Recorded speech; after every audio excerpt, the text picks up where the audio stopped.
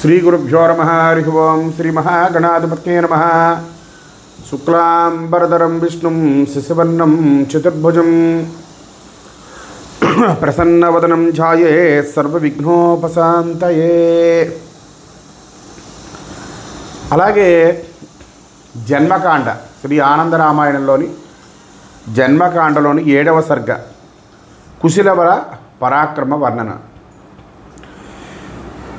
100వ అశ్వమేధం చేస్తున్నారు రాములు వారు. 100వ అశ్వమేధానికి వాల్మీకి గారు సపరివారంగా వచ్చారు. శ్రీరామదాస్ గారు చెప్తున్నారు, ధర్మాత్ముడైన శ్రీరాముడు 100వది యగు అంటే 100వది అశ్వమేధ యాగము కొరకు గుర్రాన్ని విడిచాడు. దాని వెనుక శత్రుఘ్నుడు వెళ్ళాడు. తరువాత దక్షిణ పశ్చిమ ఉత్తర దిక్కులను పూర్తి చేసి ఆ అశ్వము తూర్పు దిక్కున వచ్చుచు యజ్ఞశాలకు చేరింది. దాని వెనుకనే సుగ్రీవుడు శత్రుఘ్నుడు వేల కొలది రాజుల నుండి సమర్పింపబడిన కానుకలతో కూడిన ద్రవ్యాన్ని తీసుకొని ఆ రాజులతోనూ 10,000 చతురంగ సైన్యములతోనూ వచ్చి చేరారు. ఆ అశ్వమేధ యాగము 100వది చివరిది కనుక శ్రీరాముని ఉత్సవమును చూడవలనని సమస్త మునీంద్రులను, రాజర్షులను, బ్రాహ్మణులను, క్షత్రియులను, వైశ్యులను వేలాది కొలది వచ్చారు. వాల్మీకి ముని కూడా కుశలవులను వెంట తీసుకొని సీతతో సుఖముగా వెళ్ళి యజ్ఞమునకు వచ్చుకున్న ఋషులందరూ ఉండదగిన ఋషివాటికి వెళ్ళారు. నడుము దారిలో పల్లకిని ఎక్కి వచ్చుచున్న జానకీదేవిని రాజులను, జనులను, అట్లే ఇతరులను ఎవ్వరినూ ఎరుగరేరు. ఎవరు కూడా జానకీదేవి ఎలా ఉంటుందో తెలియదు వాళ్ళకి. జనక మహారాజు సుమేధతో రాముని యొక్క యజ్ఞానికి విచ్చేశాడు. వాల్మీకి మహర్షి ఆ యజ్ఞవాటికి తూర్పున 2 క్రోసుల దూరముననే మనోహరమైనటువంటి ఒక పర్ణశాలను ఏర్పరిచి అందులో సీతమ్మను పెట్టి కుశలవరితో నివసించారు. ఆయన జనక మహారాజు గారు రాజసేనాని పరివారములతో తన సైన్యమును తీసుకొని సుమేధతో కలిసి ఊరకే పోగా శ్రీరాముడు కూడా చూశాడు. వాల్మీకి మహర్షి అలంకారములను తీసిపెట్టి నారబట్టలు కట్టుకున్న కుశలవరితో, మంచి బుద్ధిగల బిడ్డలారా, ఊరిలోని వీధుల్లో అక్కడ శ్రీరాముడు వినిచో వారి ఎదుటను చక్కగా జన్మకాండ వరకు శ్రీరామాయణమును పాడండి. ఇక్కడ పాడవలదు, ఇక్కడ పాడద్దు, మీరు అక్కడ పాడండి. మళ్ళీ శ్రీరాముడు కనిపిస్తే కూడా పాడండి. నేను ఎప్పుడు ఆజ్ఞాపించదునో అప్పుడు సమస్తమును పొందండి. అతడు ఏమైనా ఇచ్చినా మీరు కొంచెము కూడా తీసుకోవద్దు అని చెప్పాడు వాల్మీకి మహర్షి గారు కుశలవులతో. వారును అట్లే ఊరిలో పాడుచూ సంచరిస్తూ ఉన్నారు. ఇట్లు వాల్మీకి ముని చెప్పినట్లు పాడుచున్న వారి యొక్క దివ్యగానమును శ్రీరాములు వారు చూశారు. అపూర్వ రచనచే రమ్యమైన రాగయుక్తముకు గానమును విని కుతూహలమును అందారు. పిదప శ్రీరాముడు యజ్ఞకర్మ విశ్రాంతి సమయంలో మునీంద్రులను, రాజులను, పండితులను, వేదజ్ఞులను, పౌరాణికులను, వైయాకరులను, జ్యోతిష్యులను, వైద్యులను, శిల్పకౌశలాది చమత్కార విద్యలు నేర్పించిన వారిని, అట్లే వృద్ధ బ్రాహ్మణాదులను అందరినీ యజ్ఞవాటికలో చక్కగా పూజించారు. గాయకులైన కుశలవులు 2 ప్రవేశపెట్టారు. రాజులను, బ్రాహ్మణులను మొదలుగా వారందరూ కూడా సంతుష్ట చిత్తులై శ్రీరాముని బాలకులకు రెప్ప వేయకుండా చూచి ఆశ్చర్యమును పొందుతున్నారు. ఇంత బాగున్నారో అని. రాముడికి సీతకి పుట్టిన వాళ్ళు ఎలా ఉంటారు? బాగానే ఉంటారు కదా, అద్భుతంగా ఉంటారు. అంతరచట వచ్చిన వారందరూ కూడా పరస్పరము ప్రతిబింబము నుండి ప్రతిబింబము పుట్టినట్లుగా ఉన్నది. వారైన వీరిరువురు చిన్నవాళ్ళు శ్రీరామునికి సమానంగా ఉన్నారు. ఆ శ్రీరామచంద్ర వాళ్ళు ఎలా ఉన్నారో కుశలవులు కూడా అలాగే ఉన్నారట. అయినా వీరు నారబట్టలు కట్టుకుని జడలు దాల్చి ఉన్నారు. అయినను శ్రీరామునికి వీరికి రూపమునే విశేషమును కనిపెట్టజాలము అని వాదించున్నారు. ఎలా కనిపెడతాము? వీరు చూస్తే నారబట్టలతో ఉన్నారు, వారు చూస్తే రాజకుమారులు ఎలా ఉంటారు? అలా లేరు కదా వీళ్ళు. ఇట్లుండగా వారిలో ఒక రామదూత లవుని బాణముచే దెబ్బతిన్నవాడు తనకు తగిలిన బాణపు దెబ్బను స్మరించుచు సంభ్రాంతి నుండి యజ్ఞవాటమునున్న శ్రీరామునితో రామా రామ మహాసూరుడా, ఆ చిన్నవాడినే లవునిగా నేను ఎరుగుదును, వీడి దెబ్బ నేను రుచి చూశాను, వీడే మమ్మ బాణములచే నీ వద్దకు పడదోసి దివ్య పరిమళయుక్తములకు బంగారు తామరలో తీసుకుని పోయినాడు. సీతను వదిలిన నిమిత్తము పెట్టుకొని వీడే మిమ్ము, అంటే సీతను వదిలేశారని చెప్పి ఆ నిమిత్తం పెట్టుకొని మిమ్మల్ని వీడే నిన్ను నిందించాడు. నీవు ఎచట శిక్షించదవో అని భీతి వలనే మొదటి వేషమును మార్చి ఉన్నాడు. రథమును దివ్యవస్త్రములను శస్త్రములను భూషణములను వదిలి నారబట్టలతో వచ్చి పేదవానిగా కనబడుతున్నాడు. బంధుబలగముచే మదించిన వీరిని నీవు తప్పగా శిక్షించుము అని మొరపెట్టుకొనగా ఆ దూత వాక్యములు విన్న శ్రీరాముడు బిడ్డలను పలుమార్లు అమృత కటాక్షములచే ప్రేమగా చూసేట ఆ బిడ్డల్ని రాములు వారు. ఆ బాలకులను సభాసీనుడైన శ్రీరామునికి అట్లే క్రమముగా లక్ష్మణాదులకును వశిష్ఠ మహామునికి నమస్కరించి వీణలను వాయించుచు పాడనారంభించారట చక్కగా. అప్పుడు అక్కడ గంధర్వాది దివ్యగానము వెలువడింది. వారు పాడుతూ వచ్చిన సీతతో తను అనుభవించిన విలాసకాండ చరిత్రం వరకు గల నిజ చరిత్రమును విని ఆనందాన్ని పొందాడు. పిదప మధ్యాహ్న సమయంలో శ్రీరాముడు సుప్రసన్న ముఖారవిందుడై ఆ బాలకులను చూచి మీరు ఇరువురును రేపు వచ్చి సమగ్రముగా పాడవలియను అని చెప్పాడు. అంతా వారు కూడా అలాగే అని అంగీకరించారు. అప్పుడు రాముడు లవునితో నీవు నా విషయమే నేరము చేసిదివట, సంతుష్టుడకు నేను నిన్నిచ్చట శిక్షించను చెప్పాడు కదా, దూత చెప్పాడు కదా, నేను ఈయనే నన్ను కొట్టాడు నిన్ను తిట్టాడు అని చెప్పి నేనేం అన్ను. నీ చేత పాడబడిన నా చరిత్రమును విడుచే నా మనసు మిగుల విశ్రాంతి పొంది ఉన్నది. నేను నీ తప్పును మన్నించితిని. ఇప్పుడు నా భయము లేక నీవు సుఖముగా ఇక్కడ సంచరించు, నేనేమి అన్నావు, నువ్వు హాయిగా ఉండు అని అనుగ్రహించాను. అప్పుడు లవుడు మహారాజా నీ దర్శనము కొరకు నేను అపరాధము చేసి తిని, నీ దర్శనం అవుతుందేమో అని నేను అపరాధం చేశాను తండ్రి. నా తప్పును తలచి కదా నన్ను పిలిపించితివి. ఇప్పుడు నీ దర్శనం వలన నాకు పౌరుషం అధికమవుతున్నది. నీ ఎదుట గానము చేయించే నా గొప్ప ఘనకీర్తి కలిగినది అని చెప్పి కుశునితో పాటు వెళ్ళసాగిను. ఇట్లు సభ నుండి లేచిపోచిన కుశలవులను చూసి శ్రీరాముడు 10,000 బంగారు నాణముల్లో భరతునిచ్చే వారికి ఇప్పించరు. ఇచ్చుచున్న ద్రవ్యమును వారు అంగీకరించక శ్రీరాముని చూసి మహారాజా ఈ బంగారముచే మాకేమిటయ్యా ఫలితం, మేమిరువురు కందమూల ఫలాది భక్షులము కదా, మేమైనా ఇది ఏం చేసుకోరు, ఈ బంగారం కందమూలాలు తిరిగి బతికినే వాళ్ళం, నీవు నిరంతరము దయాదృష్టులచే మమ్మల్ని రక్షిస్తూ ఉండు నీ దృష్టి చేత అని చెప్పి ఇచ్చిన సువర్ణమును విడిచిపెట్టుకుని ముని సన్నిధికి వెళ్ళిపోయారు. శ్రీరాముడు తన చరిత్రమును విని మనసున ఆశ్చర్యపోతున్నట్ట. కుశులు అతడి సమస్త వృత్తాంతమును వాల్మీకి మునికి తల్లికి తెలిపి కుతూహలముతో గంగా స్నానమునకే వెళ్ళేట. లవుడు తక్కిన ముని బాలకులతో బాలక్రీడల్లో చక్కగా ఆడుకుంటూ ఉన్నట్ట. లవుడు శ్రీరామాశ్వను బంధించి భరతాదులను జయించడం. ఇక్కడ ఇంతలో లవుడు ఎక్కడ బాలులతో ఆడుతున్నాడో అక్కడికి యజ్ఞకారులు గుర్రాన్ని తీసుకొచ్చారట.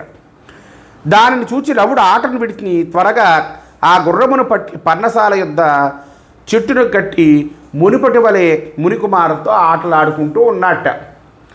అంత ఆకాశమున పుష్పక విమానం వచ్చింది. శత్రుఘ్నాథుడు చెట్టుకు కట్టబడిన గుర్రాన్ని చూచి బాలక్రీడగా ఎంచి నవ్వి దూతలను చూచి జాగ్రత్తగా గుర్రమును విడిపించుమని ఆజ్ఞాపించారట. లవుడు వారు వచ్చి చూచి వాయువ్యాస్త్రంతో ఒక తృణమును ఒక గడ్డిని తీసుకొని వాయువ్యాస్త్రాన్ని అభిమంత్రించి వారి మీద విడిచి బాలకులతో మళ్ళీ ఆడుకుంటున్నట్టు ఆయన. ఆ రాముడు కొడుకులకు కాబట్టి సాధ్యమైంది అది. ఆ లవమానమున పుట్టిన జంఝామారుతములచే చతురంగ సైన్యములతో నిండిన పుష్పక విమానము శత్రుఘ్నునితోనూ ఆ దూతలతోనూ గగనమున 9 వలె భ్రమించసాగింది. ఆ సంగతిని విని శ్రీరాముడు అంగద సుగ్రీవ నల నీల మైంద ద్వివిధ దధివక్త్ర మకరధ్వజాది కపివీరులను సమస్త రాజులను గరుడాంజనేయులను సుమంత్ర భరతాదులను వారి వారి సైన్యములతో శత్రుఘ్నునికి సహాయంగా పంపేట. వారు గర్వముచే త్వరపడి పరిగెత్తి లవునితో కలహింపబోనిది. లవుడు వచ్చుచున్న వారిని చూచి తప్పించుకున్నటకై వచ్చిన ఒకనొక దూత యొక్క నేలబడిన ధనస్సును తూణీరమును తీసుకొని తాను ధరించి యుద్ధమునకు వెడలి ధనుష్టంకారం చేసి తన మనసున నా ఎదుట ఇప్పుడు పిరతండ్రులు మొదలైన వారు యుద్ధ సన్నద్ధలై ఉన్నారు. రణరంగమున వీరి తోడ నేను ఎట్లు జగడమాడుదును, ఆయనకు తెలిసిపోయింది కదా. ఎట్లు వీరుల మీద పదులైన బాణములు ప్రయోగించును, స్వజన హింసకుడు నన్ను చూచి సీతారామ వాల్మీకిములు ఎట్లు సహిస్తారు, సొంత వాళ్ళనే హింసించుకుంటావా అని అనరా వాళ్ళు రేపు. ఇప్పుడు నేనేం చేయాలి? యుద్ధము నుండి వెనుకకు తిరిగి మునీంద్రునికి సన్నిధికి పోతినా వాల్మీకి నేర్పిన విద్య విఫలమైపోతుంది. అందువలన నేను ఎవ్వరికి ప్రాణం పోనట్లుగా యుద్ధం చేస్తాను, ప్రాణం ఎవరికి తీయను అని అనుకున్నారట. లవుడు ఆలోచించుకొని మేఘము వలె గర్జించు, ఎందుకు నా కొరకి వేగముగా వస్తున్నారు? మీరు సీత యందు ప్రీతి గల నన్ను పీడించుటకే వచ్చితిరి కదా. దుష్టులారా, నన్ను సీత యొక్క దుఃఖాగ్ని ఆర్పిడి వారినిగా తెలుసుకోండి. జానకీదేవి యొక్క నిట్టూర్పుల అగ్ని జ్వాలలచే మీ యొక్క పౌరుషము కాలిపోయింది. నేను దానిని చక్కగా లోకమునకు చూపించవలసి ఉన్నది అని ఇట్లు తన మాటలచే గుండెలు పగిలిన వారిని అందరినీ మరలా మోహనాస్త్రమును ప్రయోగించి మూర్ఛితుల్ని చేసేట. అంత లవుడు సువంత్ర భరతులను తన చంకలతోనూ సుగ్రీవాంజనేయులను చేతులతోనూ పట్టుకుని పోయి వారిని సీతాదేవికి చూపించేట. చూడండి, సీతమ్మ కూడా మూర్ఛితులకు వారిని చూసి పుత్రుడి నుండి విడిపించి రహస్యముగా వారిని రక్షించిందట తల్లి. ఇట్లుండ ఇచ్చట భరతాదులను లవుడు తీసుకుపోయినని తెలిసి శ్రీరాముడు లక్ష్మణుడితో, తమ్ముడా, ఇట్టి పౌరుషమును రావణుడు కూడా చూపించలేదు. బాలకుడైన ఎట్లు చేసినో చూసితివా, మనమేమి చేయదగింది అని ఆలోచించాడు. అందుకు లక్ష్మణుడు, కన్నా నీవు చింతింపవలదు, నేను ఆ బిడ్డను క్షణములో పట్టి నీ సన్నిధానమునకు సింహము జింకపిల్లను పట్టి తెచ్చినట్లుగా తెద్దును అని శ్రీరామునికి నమస్కరించి రథమును ఎక్కి సైన్యముతోనూ మంత్రులతోనూ కూడి వాల్మీకి మహర్షి వసించుచున్న చోటుకు వచ్చారట. లవుడును లక్ష్మణుని ఎదుటికి పోయి తారసల్లేట. ఇద్దరూ ఒకరికి ఒకరు ఎదురయ్యారు. ఆ లవుడిని చూసిన లక్ష్మణుడు, దయచే బిడ్డడా, ఇప్పుడు నీవు నా ఎదుట సాహసము చేయకు, నా ఎదుట నిలుచుటకు నీకు శక్తి సరిపోదు, పోకపోతివా మరణింతువు, నీ ద్వారా తక్కిన రామాయణమును వినుటకై నేను నిన్ను చంపను. నీవు పలుమార్లు శ్రీరాముని విషయమై తప్పులు చేసావు, వాటినన్నింటినీ గుర్తించినా సరే నిన్ను చంపను. నీవు బ్రతుకు కోరితివా, తీసుకుపోయిన వీరులను గుర్రములను తీసుకొని శ్రీరాముని సన్నిధికి వచ్చి శరణు వేయడము అని చెప్పిన లక్ష్మణుని చూసిన లవుడు నిర్భయముగా, సీతమ్మన అడవిలో వదిలిన నిన్ను శ్రీరాముడు కూడా పౌరుషము లేని వారని అనుకుంటున్నాను. చూడండి, సీతమ్మన అడవిలో వదిలి నువ్వు, శ్రీరాముడు కూడా పౌరుషం లేదా మీ ఇద్దరికి అని అనుకుంటున్నాను. సీతమ్మ మీదే మీ పౌరుషము, లవుడి మీదే, నా మీద కాదు. సీతమ్మ మీద చూసుకోండి, ఆవిడ ఊరుకుంది కాబట్టి ఆవిడ మీద పౌరుషం చూపించారు, నా మీద కాదు.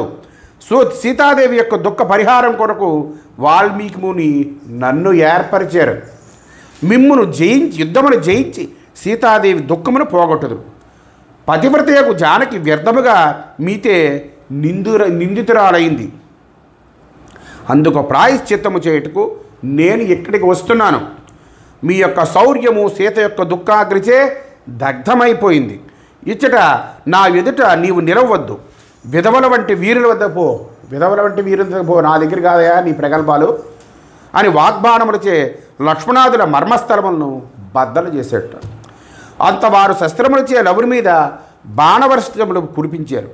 లవుడు కూడా వారి శస్త్రవృష్టిని అంతా కూడా నివారించి శ్రీరాముని మంత్రులు యజ్ఞవాటికు ఎగరగొట్టేట. శ్రీరాముని మంత్రులు మొదలైన వారందరూ లవుని బాణములకు ఒళ్ళు విరిగి నెచ్చుట మునిగి మాటలు జారిపోతూ ఉండగా, శ్రీరామచంద్రస్వామి మమ్మ ఊరకే యజ్ఞమండపం చూచుద్దువా ఏమి, ఆ లవుని చంపుటకు వేరొక ఉపాయము ఆలోచించు మహాప్రభో.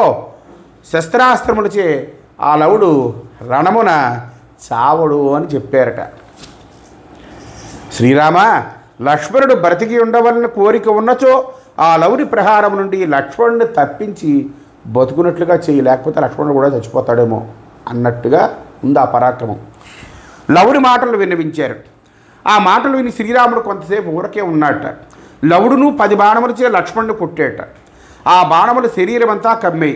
అంత లక్ష్మణుడు కోపముతో ఏమి నా బాణములు లవుని దేహమును తాకక నిష్ఫలమవుతున్నాయా అని కలతనొంది కొంతసేపు మనస్సులో ఆలోచన చేసి బ్రహ్మాస్త్రాన్ని ప్రయోగించి గుర్రముతో పాటు లవుని కూడా శ్రీరాముని సన్నిధిలో తెచ్చి విడిచాడు. బ్రహ్మాస్త్రాన్ని ప్రయోగించాడు.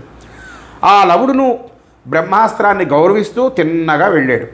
సీతారాముడు లవుని తెచ్చున్న లక్ష్మణుని చూసి తన కొడుకు అనే సంగతిని గుర్తించి లోకమునకు వింతను చూపించటకై తమ్ముడా గొప్ప పని చేసితివి, వీనిని క్షత్రియుడిని గుర్తించి బ్రహ్మహత్యా భయం లేక ఇప్పుడు చంపవలేను కదా అని చెప్పాడు.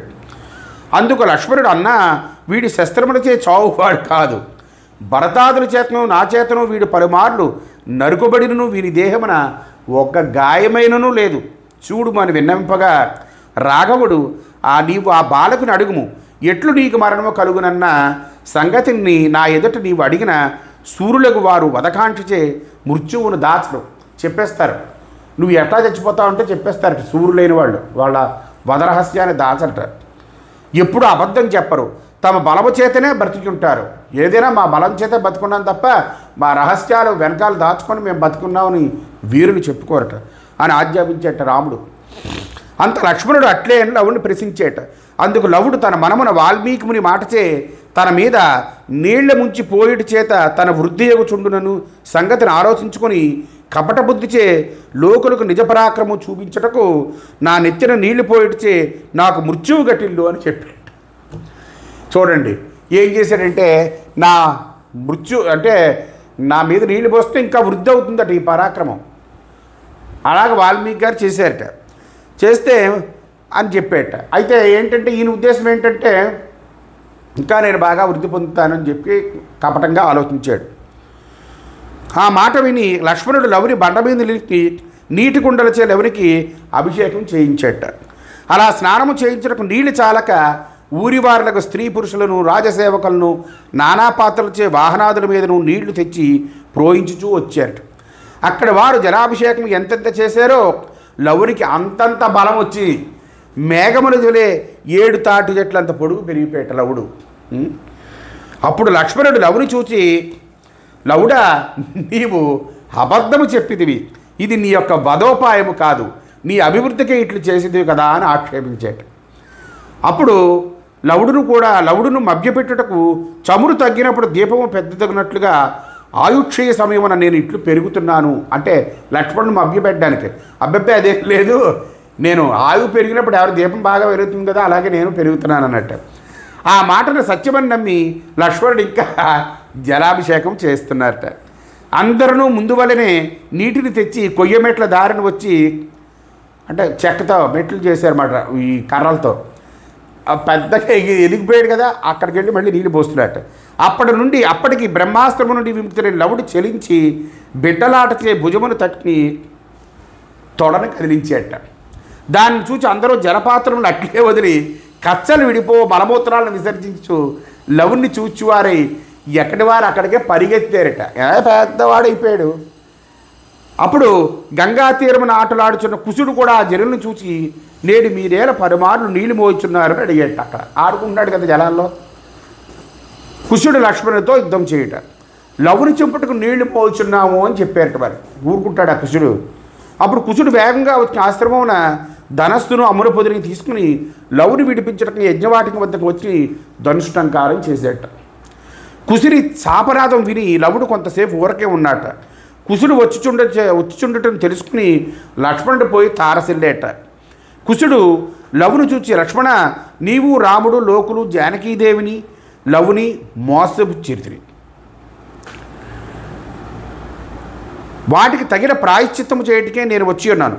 లవుని వలె నన్ను బాలకనుగా ఎంచకు. మీ అన్నదమ్ముల పౌరుషము స్త్రీయందును శిశువునందును మాత్రమే కలదని నేను ఎరుగుదును. ఎంత మాట అంటున్నాడో చూడండి రాముణ్ణి. సీతాదేవి యొక్క దుఃఖాగ్ని జ్వాలలచే మీ బలము దగ్ధమైపోయింది. హాస్యాస్పదముగా నా ఎదుట చూపవలదు. నేను వాల్మీకి దగ్గర నేర్చిన విద్యను నీకును రాముడికి చూపిస్తాను, చూడండి ఆ విద్య ఏమిటో అంటున్నాడు అని చెప్పి లక్ష్మణునిచే దొమ్మి యుద్ధమును ఆచరించేట. దొమ్మి యుద్ధం అంటే తెలుసు కదా, చక్కగా కొట్టించుకోవడం. కుశుడి మీద లక్ష్మణుడు ప్రయోగించిన బాణాలన్నీ కూడా వ్యర్థమైపోయాయి. లక్ష్మణుడు బాణాలు ఇస్తుంటే ఆయన మీద పనిచేయలేదు. అప్పుడు లవుడు రామాయణ కథచే నిచట శేషుడే లక్ష్మణుడిగా అవతరించడని గుర్తించేట.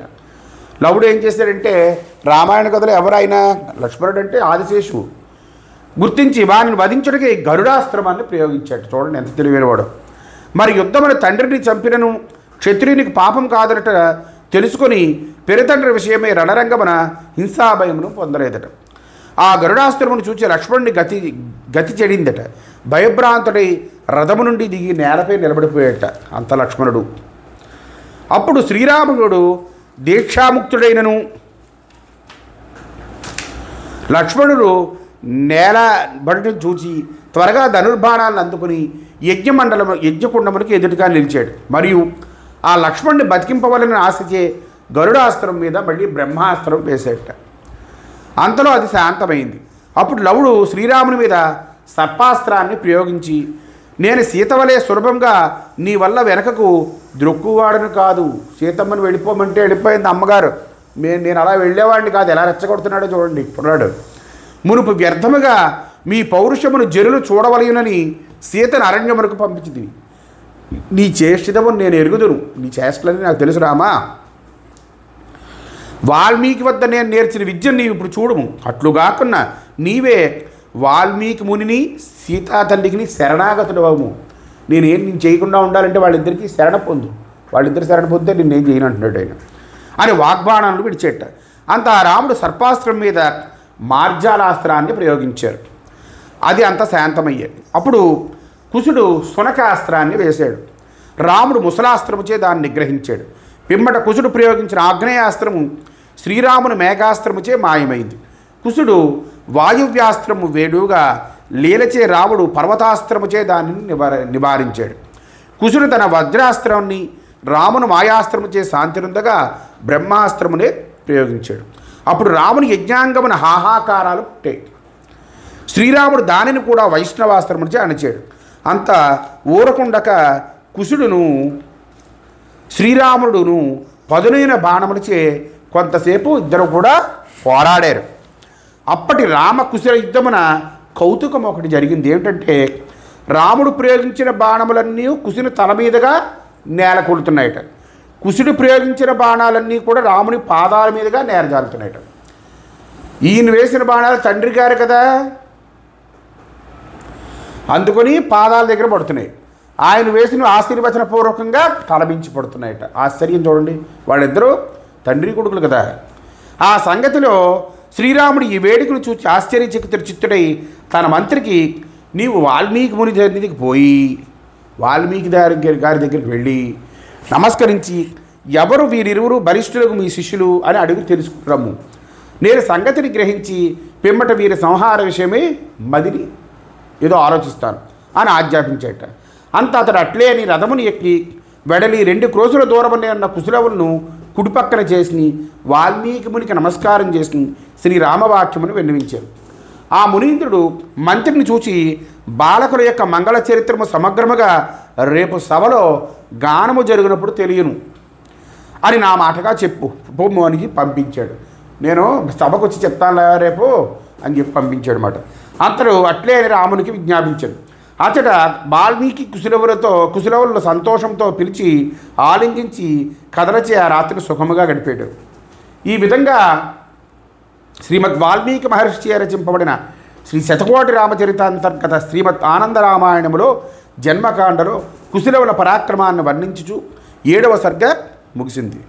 8వ సర్గలో శ్రీరాముడు మళ్ళీ సీతను స్వీకరించడం ఉంటుందన్నమాట. రామదాసు గారు ఇట్లు చెప్తున్నారు. మళ్ళీ మరునాడు పొద్దున్న శ్రీరాముడు కుశలవులను పిలిపించాడు. జటాకృష్ణాజయదారులకు ఆ కుశలవులను వాల్మీకి మహర్షికి వైదేహికి నమస్కారం చేసి సభలో ప్రవేశించి సంతోషముతో వాల్మీకి అనుజ్ఞన పొంది తండ్రి ఎదుట జన్మకాండను ఒకటనే పాడిరట. అప్పుడు శ్రీరాముడు జనులతోడ తన చరిత్రమును విని ఎంతో ఆశ్చర్యాన్ని పొందేట. లోకులను విస్మయావిష్టులై వీరి సీతమ్మ యొక్క ముద్దు బిడ్డలు అని తెలుసుకొని చాలా సంతోషించాట. అంతో లవునిచి వాయువ్యాస్త్రముతో దెబ్బతిన్న శత్రుఘ్నాదులను మోహనాస్త్రానికి మోహం పొందిన అంగదాది కపివీరులను మహారాజులు గాయమునందక ఉండేట. వాళ్ళు గాయాల పర్లేదట. లక్ష్మణుడు అతడికి వచ్చి శ్రీరామచంద్ర స్వామి వారికి నమస్కారం చేసి ఆ సన్నిధానమున సంతోషంతో కూర్చున్నట్ట. అప్పుడు రాఘవుడు ఆ బాలకులను సాదరముగా వారి నివాసానికి పంపించారట. పిదప శ్రీరాముడు విభీషణ లక్ష్మణ శత్రుఘ్న మకరధ్వజ అంగద సుషేణ జాంబవంతులతో ఆలోచించి దేవపూజ్యులకు వాల్మీకి మునీంద్రుని సీతాదేవి తోట తీసుకుని రండి, నేడు సభికుల నడుమ సభాంగణమున నమ్మకము కావలేను, గంగ యొక్క దక్షిణ తీరమున మంగళకరమైన గొప్ప సభను ఏర్పరచండి, గంగా తీరమున నా ఎదుట సీత శపథము చేయుగాక, మునీంద్రులందరూ ఆమెను పాపము లేనిదానిగా ఎరుగని, అట్లే నా యొక్క నిష్కల్మత్వమును వాల్మీకి యొక్క పరిశుద్ధమును తెలియదురుగాక అని చెప్పి పంపించేట. ఆ మాట విని లక్ష్మణాదులు వాల్మీకి మునీంద్రుల వద్దకు వచ్చి శ్రీరామవచనను విన్నవించారు. అప్పుడు ఆ మహర్షి శ్రీరాముని అభిప్రాయమును ఎరిగి లక్ష్మణాదులచే శ్రీరామునికి నా మాటలుగా ఇట్లు మీరు విన్నవించండి. రేపు సభామధ్యమున సీతాదేవి శపథము చేయుచున్నది. స్త్రీలకు పతియే పరమోత్తమ దేవుడు, ఇతరుడు కాదు. ముల్లోకముల్లోనూ పతి తప్ప సతికి మరి ఏం వేరు గతి లేదు అని ఆజ్ఞాపించగా అట్లే అని లక్ష్మణాదులు వచ్చి శ్రీరాముని యొక్క సన్నిధిలో వాల్మీకి వాక్యమును సంతోషముతో విన్నవించారట. లక్ష్మణుడు చెప్పినటువంటి వాల్మీకి వాక్యాలు విన్న రాముడు విశేషముగా ఆనందించి భరత సుగ్రీవ సుమంత్ర హనుమంతులను ఆలింగనము చేసుకున్నట్ట. సంతోషం వచ్చి భరత శత్రుఘ్నులను మళ్ళా పుట్టిన వారినిగా ఎంచేట. అప్పుడప్పుడే పుట్టినట్టు మేము నలుగురము లవునిచే జయింపబడిన వారము, సీతమ్మ మమ్మను పాలించుచుండెనని తమ సంగతిని సవిస్తారంగా విన్నవించారు. వాళ్ళ నలుగురిని కూడా లవునిచే ఓడించాడు కదా అవన్నీ చెప్పుకుంటున్నారు. మరునాడు మనోహరమైన గొప్ప సభ ఏర్పరిచి అందరినీ పిలిచిన శ్రీరామచంద్రుడు, మునీంద్రులారా, మహారాజులారా, మీరందరూ స్వస్థచిత్తుడై వినండి, శుభమైన అశుభమైన సీత యొక్క శబ్దమును తెలియదురుగాక అని చెప్పాడు.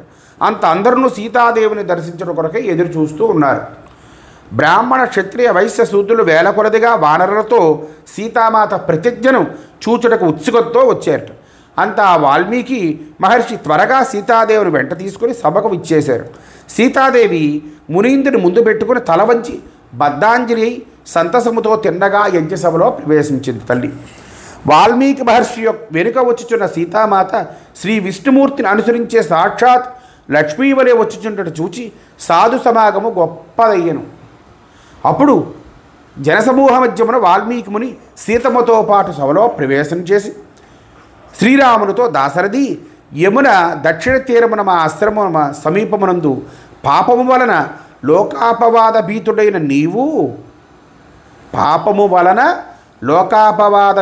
నీవు ధర్మచారణ్యకు సుశీలనగు ఈ సీతాదేవిని త్యజించితివి. ఇప్పుడు ఆమె నమ్మకమును ఇచ్చుచున్నది, అందుకు నీవు అనుజ్ఞనిమ్ము. వీరిద్దరు సీతాపుత్రులు. నీ వలన కుశుడు సీతమ్మ భయముచే చెకుతుడగు నాచే లవములచే నింపబడినవాడు లవుడు. లవుడు సీతమ్మకు పుట్టలేదు, వాల్మీకి మహర్షి యొక్క సృష్టి అది. సీతమ్మను కుశుడిని రక్షించడానికి ఆవిడ భయం చెందితే అప్పుడు ఆయన లవుడిని సృష్టించారన్నమాట. అది మాట. ఆ కుశలవులు నీ కుమారుడు, వీరి మిక్కిలి సమర్థులు. నేను నీకు యథార్థమును చెప్పుచున్నాను రఘునాథ, నీకు వీరు పుత్రులైనట్లే నేను వరుణు యొక్క 10వ పుత్రునిగా ఉన్నాను. అసత్యము నేను ఎన్నడూ స్మరించను. ఈ సీతమ్మ దుష్టురాలనిచో అనేక సంవత్సరములు నేను ఆచరించిన తపస్సు యొక్క ఫలములు నాకు దక్కవు. వాల్మీకి గారు తన్నే ప్రమాణం చేసుకుంటున్నాడు సీతమ్మ యొక్క పవిత్రత మీద. నా చేసిన తపఫలిత నాకు ఉండదయ్యా ఆమె కనుక దుష్టురాలైతే అని చెప్పి శ్రీరాముని కుడి తొడ మీద కుసిని ఎడమ తొడ మీద లవుని కూర్చుండబెట్టి ఎదురుగా నిలిచేట.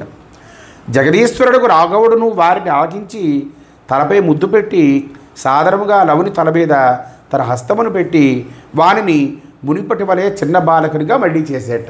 పెద్దవాడిగా ఎదిగిపోయాడు కదా, మళ్ళీ చిన్నవాడిని చేసేట. విశ్వకర్మని మీద సీతాభుజము అదృష్టమవడం అట. అంత ఆ శ్రీరాముడు 2 భుజములు కలిగిన సీతాదేవిని చూసి తెలియని వాని వల్ల ఎదురుగా ఉన్న లక్ష్మణుడితో, మునుపు నాకు చూపుటకే సీతమ్మ యొక్క భుజమును తెచ్చి చూపించో. అప్పుడు ఎడం భుజం కత్తిరించిమన్నాడు రామచంద్రమూర్తి. ఎలా కత్తిరించాలో తెలియక వెనక్కి వెళ్ళిపోతుంటే విశ్వకర్మ గారు వచ్చి అలాంటి ఎడం భుజాన్ని ఏదో ఇచ్చాడు ఆయన. నీవు ఇప్పుడు దాన్ని పదిలముగా పెట్టి ఉంటే నీవు ఇప్పుడు తీసుకొని రమ్మని ఆజ్ఞాపించాడు. అతడు అట్లేని సాధారణముగా పెట్టెలో నుండి సీతా భుజమునెత్తి ఆమె ఎదుట రాముల వారికి చూపించాడు. అది 5 ఏండ్లకు మునిపే ఛేదింపబడిన మాంసపూరితమైన సీతా భుజం వలె ఉన్నది. దానిని చూసిన అందరూ ఆశ్చర్యపడుతూ ఉండగా ఆ విశ్వకర్మ నిర్మిత భుజం అదృశ్యమైపోయింది. ఆ వింతను చూచి జనులు ఎంతో ఆశ్చర్యాన్ని పొందారు.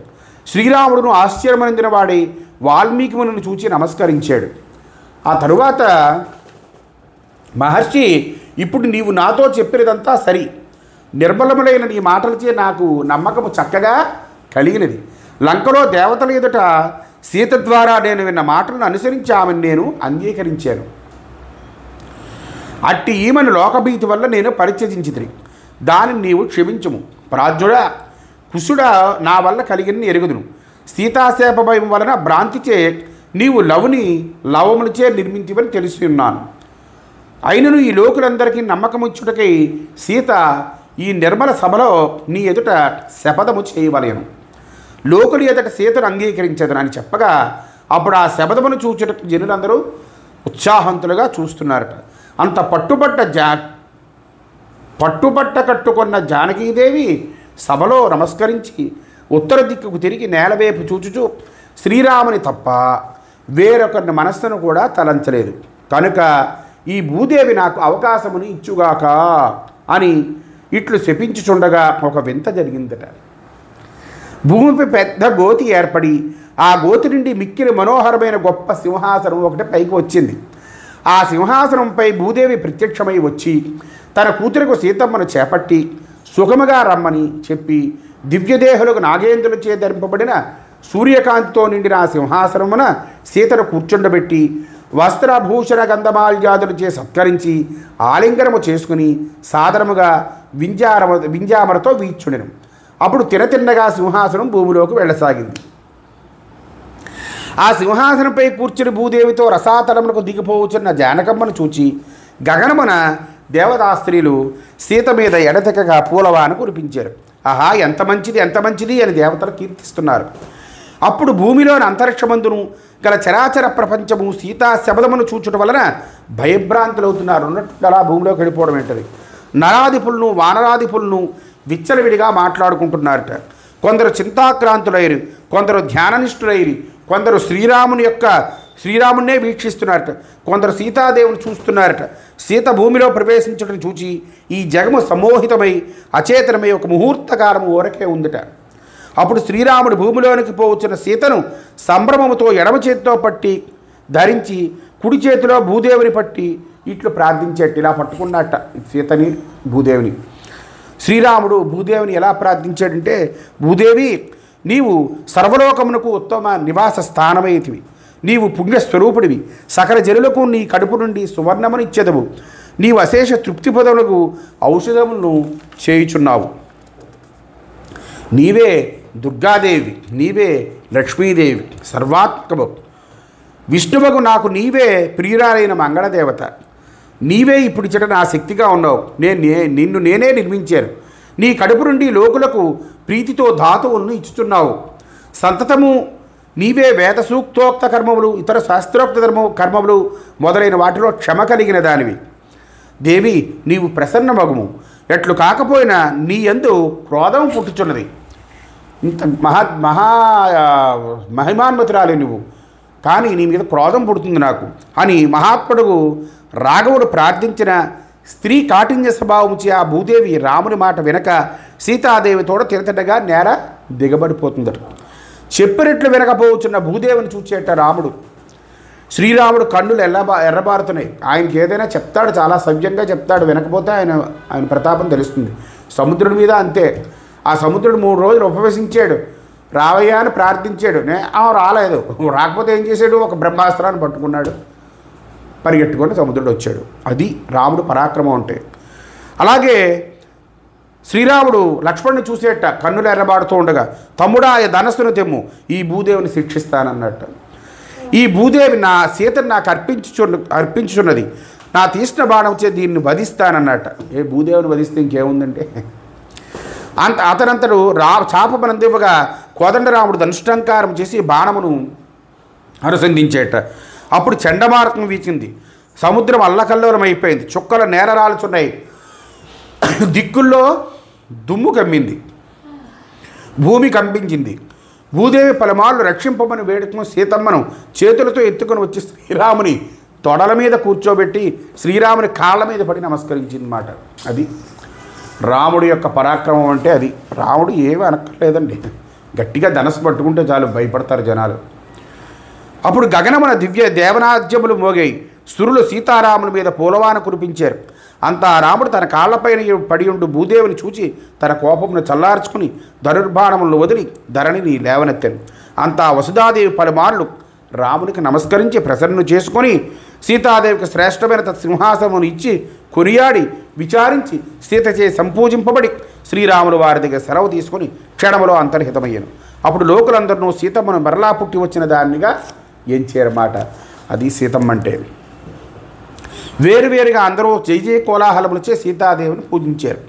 అప్పుడు రాముడు ఆనందభరితుడై అనేక దానాలు చేశారు. ఎక్కడ చూసినా నవవిధ వాద్యములు మ్రోగుచున్నాయి. గణికలు ఆడుతున్నారు, వందిమాగదులు పొగుడుతున్నారు. గంగా దక్షిణ తీరమున సీత ఎక్కడైతే శపథము చేసిందో అక్కడ సీతాకుండము అనే ఒక దివ్య తీర్థము కలిగింది. అక్కడ సీతమ్మకు నిప్పు వంటి దుగ్ధ సంతతము కన్నీరు పరిశుద్ధముగా ఆ తీర్థమును పడినందున సీత యొక్క వేడి నిట్టూర్పుల వలను అది తప్తతీర్థము అనిపిస్తుంది. నిట్టూర్పులు వచ్చింది కాబట్టి ఆ విధంగా ఆ కళ నుంచి అశ్రువులు వచ్చాయి కాబట్టి తప్తతీర్థము అందట. ఆ కొండమును స్మరించిన మాత్రం భయాలన్నీ పోతాయి. స్త్రీలు తమ భర్తల ఆయుర్వృద్ధి కొరకు దాన్ని సేవించాలి. అంత ఆ సీతాదేవి వస్త్రాలంకారితులకు పుత్రులతో వేరుక చెప్పిన మహోత్సవములతో అవభృత స్నానాన్ని ఆచరించింది. అట్లుగా శ్రీరాముడు అట్లు 100 యజ్ఞములు పూర్తి చేసి విధి ప్రకారముగా లవునికి జాతకర్మాది సంస్కారములను చేసి వివిధ దానములను చేసిన భక్తితో దేవతలను పూజించాడు. పిదప మునులను ఋత్విక్కులను వచ్చి ఉన్న బ్రాహ్మణాదులందరినీ ధనధాన్య దక్షిణాది ప్రదానములచే అందరినీ సంతోషించబడి పంపించాడు. రాజులందరికీ వారి వారి నెలవులకు సెలవిచ్చాడు, అంటే ఎవరింటికి వాళ్ళు వెళ్ళిపోవడానికి. అంత శ్రీరాముడు సీతతోనూ పుత్రులతోనూ తమ్ముళ్ళతోనూ అయోధ్యలో ప్రవేశించాడు. సీత కుశలవులతో ఏనుగు మీదనికి మహోత్సవముగా ఊరిలో వచ్చుచున్న రాఘవుడు పురనారులు చేసి సమర్పింపడు నీరాజనాది సత్కారములు ఆనందముగా అంగీకరించేట్టు వస్తుంటే హారతలు పట్టుకొని పక్కన అటు ఇటు నించుంటారు. ఇట్లు వచ్చి రామచంద్రుడు రాజమందిరము చేరి రారాజులుతున్నట్ట. బహుకాలమునకు సీతాదేవి యొక్క దర్శనము లోకులకు లభించినందువల్ల అయోధ్యలో మహోత్సవులు మనోహరములై జరుగుతున్నాయట. అంత శ్రీరాముడు తక్కిన రాజులకు సెలవిచ్చి పంపించి అత్తమామలను మిథిలాపురికి సాదరంగా పంపించి పత్రీపుత్రులతోనూ తమ్ములతోనూ చిరకాలము సుఖంగా ఉన్నట్ట. విష్ణుదాస వినుము, శ్రీరామచంద్రుడు 13,005 సంవత్సరములు రాజ్యమేలుచున్నట్లుగాను 11,011 సంవత్సరములు 11 మాసములు 11 దినములు సీతతోడ రాజ్యమేలినట్లుగా 11,000 ఏండ్లు 11 దినములు రాజ్యమేలినట్లు 11,000 ఏండ్లు మాత్రమే రాజ్యమేలినట్లు కల్పాంతర భేదములచే తెలియచున్నది. అందుకనే భాగవతంలో 13,000 సంవత్సరాలు రాజ్యం చేసేడంట రామకథ చెప్తూను. అలాగా రామకథ అనేక సార్లు జరిగింది కాబట్టి, ప్రతి త్రేతాయుగంలోనూ రామకథ జరిగింది కాబట్టి ఒకసారి జరిగినట్టుగానే ఇంకోసారి జరగాలని ఎక్కడా లేదు కాబట్టి ఆ తేడాలు ఉంటాయి. కాబట్టి ఇవన్నీ కూడా శతకోటి ప్రవిస్తరమైన రామాయణంలో ఇవన్నీ చర్చించుకోవాల్సి ఉంటుంది కాబట్టి ఆనంద రామాయణము అయింది. ఇది మామూలు రామాయణంలో ఇవన్నీ చెప్పుకోవడానికి ఏమీ లేదు. వాల్మీకి గారు ఏది రాశారో అదే ప్రమాణం. ఇందులో ఇవన్నీ ఉంటాయి కాబట్టి కొంచెం ఉత్సాహంగా ఉంటుందన్నమాట. ఇది శతకోటి ప్రవిస్తరమైనటువంటి వాల్మీకి మహర్షిదే రచింపబడిన శతకోటి రామచరితాంతర్గత శ్రీమద్ ఆనంద రామాయణంలో జన్మకాండలో సీతాదేవిని స్వీకరించటను వర్ణించే 8వ సర్గ ముగిసింది. హరి ఓం శ్రీకృష్ణార్పణమస్తు.